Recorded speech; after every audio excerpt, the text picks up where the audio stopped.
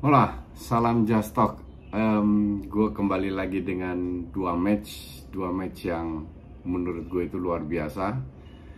Karena dua tim yang benar-benar ingin fight dan ingin menang, tidak parkir bis. Kita mulai dengan Barca dulu. Barcelona ketemu Celta Vigo, sudah pasti lolos di Champions League. Tapi ingin mempertahankan rank 2. Dan mereka lagi unggul dari Sevilla 4 poin, dari ATM 5 poin. Ketemu di kandang Celta Vigo. Nah, yang serunya dengan Barcelona ini tidak ada Busquets suspend, Pedri dan Nico cedera. Jadi praktis yang di tengah hanya Riqui Puig, Frenkie de Jong sama Xavi. Nah, hebatnya Xavi lagi menurut gue, dia mainkan Xavi dan Frenkie de Jong sebagai dua pivot, dua anchor di tengah, dengan Depay di depannya, Ferran Torres di kiri, Dembele di kanan, dan Auba di depan. Nah, biasanya kan dengan dua attacking midfield, Frenkie de Jong dengan Xavi, Busquets di belakang. Cuman kita juga tahu bahwa Xavi dan Frenkie de Jong ini bukan killer, susah cetak gol. Tapi kalau bermain dengan dua anchor di tengah untuk menahan serangan balik dengan Memphis, Barca punya 4 pemain yang bisa cetak gol. Dan gue bilang di situ cukup berhasil karena Memphis lebih mendapatkan space untuk bermain dengan sprint, cari ruangan, finishing. Alhasil babak pertama sebenarnya dari sisi permainan mungkin Barca sedikit unggul, tapi nggak terlalu dominan amat karena Celta Vigo sama sekali nggak parkir bis, benar-benar ingin maju ke depan. Cuman serangannya itu sangat bahaya. Serangan perfect yang pertama dari Dembele ke Depay itu 1-0. Nah, untungnya dengan formasi ini Auba itu tarik lawan ke dalam sehingga si Depay masuk dari lini kedua. Ada ruang. Persis gol terjadi, gol keduanya di mana sekarang Memphis yang tarik lawan, Auba yang masuk. Juga dua-dua dari Dembele. Nah, gue rasa sistem kayak begini cukup berhasil ya.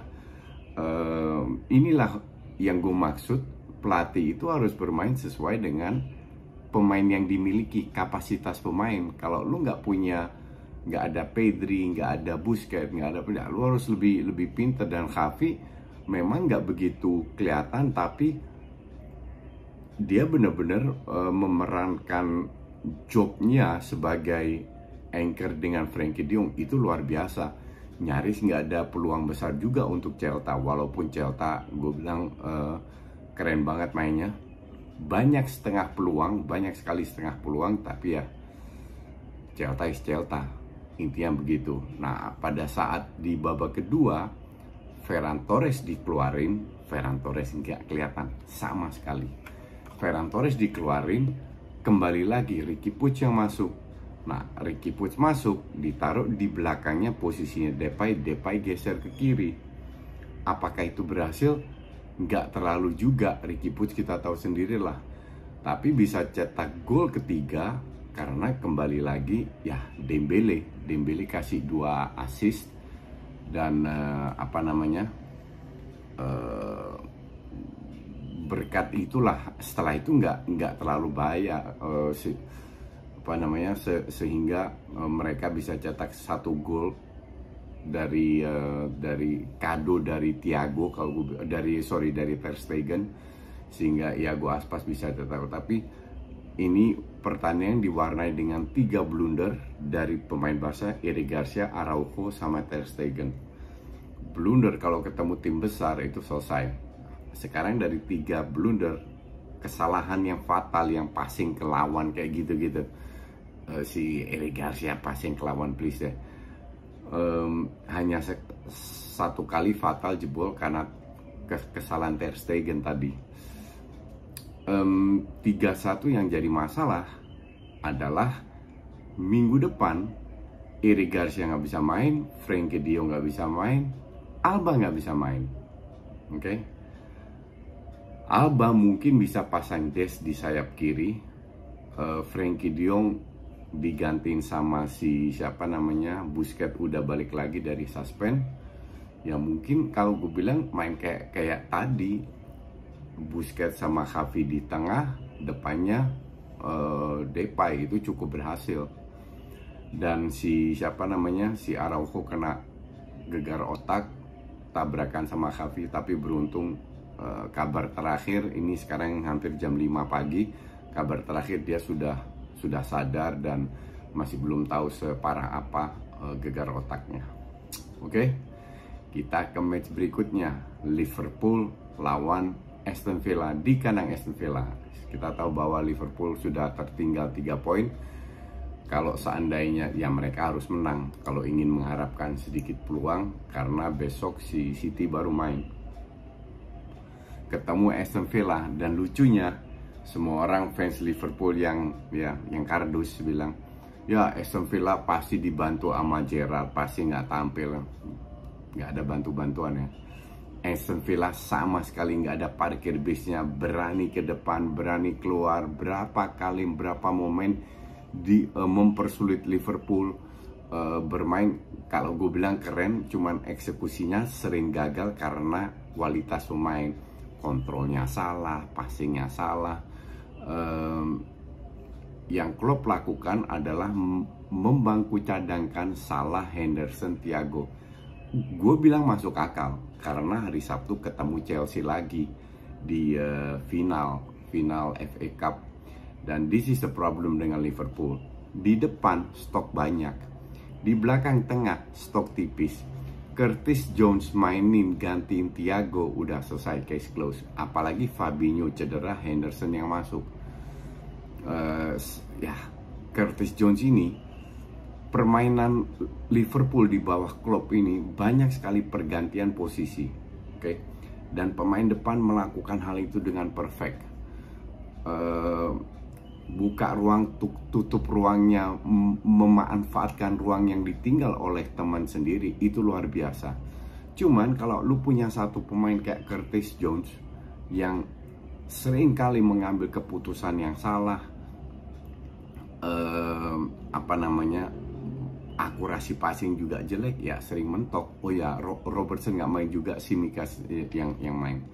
Jadi kekuatan Liverpool kemarin itu menurut gue menurun, sementara Aston Villa sangat agresif mulainya. Terjadi di babak pertama, terutama pertandingan yang cukup imbang, dalam waktu dekat terjadi udah menit 3 1-0, menit 5 atau 6 1-1. Itu berjalan terus sampai babak kedua. Akhirnya Thiago dimasukin. Pada saat Thiago dimasukin, lebih rapih permainan Liverpool karena Curtis Jones gak ada. Fabinho cedera di menit 30, digantiin Henderson. Terus si Diaz ditarik untuk Salah. Diaz main luar biasa biar Mane.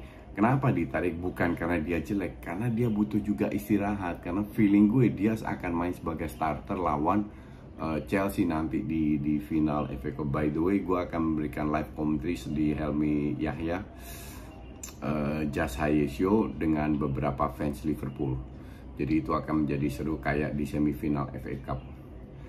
Nah, berjalannya pertandingan ini cukup ketat. Coutinho, Watkins, Ings itu berapa kali berhadapan dengan Van Dijk 1 lawan 1, tapi nggak ada yang berhasil. Kalau seandainya defendernya Maguire udah selesai itu. Tapi yang lu hadapin itu Van Dijk, bener-bener nggak bisa apa-apa mereka. Nah, dalam arti Aston Villa ini create peluang, hanya finishingnya jelek, kontrolnya salah, kayak hal-hal kayak begitu yang menunjukkan bahwa pemain-pemain yang berada di Aston Villa ini emang layak main di Aston Villa, bukan levelnya Liverpool. Liverpool sudah turunkan kualitasnya, tapi mereka nggak bisa ngajar. Sampai gol kedua 1-2 si Mane, assist dari si Diaz. Ya, Apakah Liverpool layak menang? Ya sangat layak menang, tapi tidak luar biasa menangnya. Dan bahkan di 10 menit terakhir, 5-10 menit terakhir, mereka lebih agresif lagi, ambil risiko. Cuman defense-nya Liverpool cukup kokoh lah kalau gue bilang. Jadi Liverpool masih punya harapan, berharap besok si City kepleset. Gue sih nggak yakin City kepleset lawan Wolves, but you never know. Kita lihat, dan juga Leeds akan ketemu Chelsea. Ini seru juga match ini. Jadi kita, oh ya, ada juga final Coppa Italia, Juve lawan Inter jam 2. Gue nggak tahu, gue pengen nonton yang mana. Ya kita lihat besok aja lah. Oke, thanks for watching.